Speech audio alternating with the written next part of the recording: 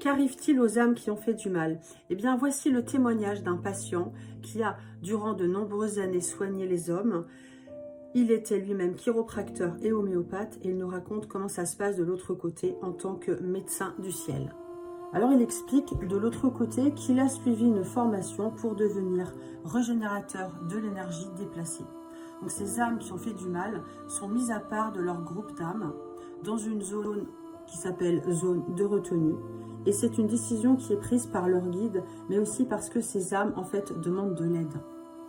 Ça ressemble à une sorte de sphère, comme une ruche couverte de cellules.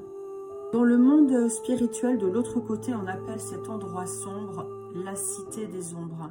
C'est ici que l'on efface l'énergie négative.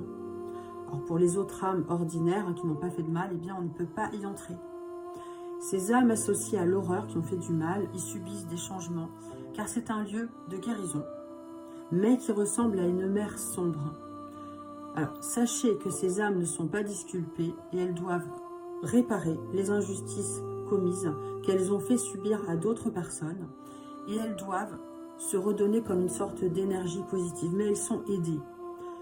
Alors, la totalité de leurs souvenirs n'est pas effacée car en fait, on veut que la responsabilité reste afin qu'elles se souviennent. Seulement une partie des souvenirs accablants est enlevée et donc pas totalement. Car sinon, l'âme ne voudra pas se réincarner afin de réparer ses fautes. Alors, qu'est-ce qui leur arrive de l'autre côté? Elles sont d'abord emmenées dans un lieu d'isolement, où leur énergie subit un traitement de régénération. Alors, je vous fais ça simple. On y reconstitue leur énergie. Donc, ces âmes n'ont fait aucun progrès vie après vie, et, comme je l'ai dit, elles appellent à l'aide. Techniquement, comment ça se passe? Alors, la personne mise sous hypnose, le médecin raconte que la restauration se fait sur des méridiens d'énergie, comme le font les chirurgiens qui traitent avec des rayons X. De l'autre côté, tout est énergie. À quoi ressemble une âme détériorée? Eh bien, à une sorte d'œuf cuit où la lumière blanche s'est solidifiée et durcie. Alors, ces médecins du ciel ramollissent cette énergie durcie et vont combler les vides noirs qui sont dus aux dommages physiques ou émotionnels vécus.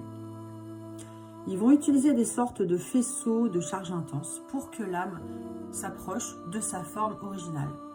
Une fois ce travail accompli, que deviennent les âmes? Eh bien, elles vont rester un moment avec les énergéticiens du ciel et sont ensuite traitées avec de la musique, des couleurs et de la lumière.